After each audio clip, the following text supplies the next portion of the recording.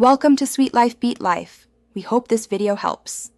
In this video, I will explain how to drive a Mercedes CLA 200.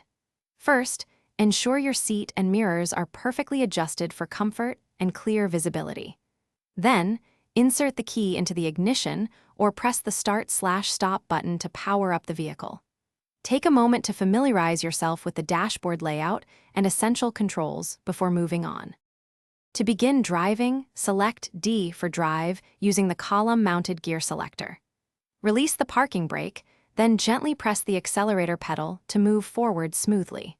Remember to maintain a safe following distance from other vehicles and always observe posted speed limits for a secure journey. When you're ready to stop, gradually apply the brake pedal to bring the vehicle to a complete halt. Once stationary, shift the gear selector to P for park.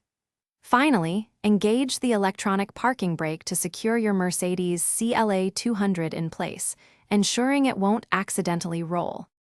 Make the most of your CLA 200 by utilizing the MBUX infotainment system for seamless navigation and entertainment.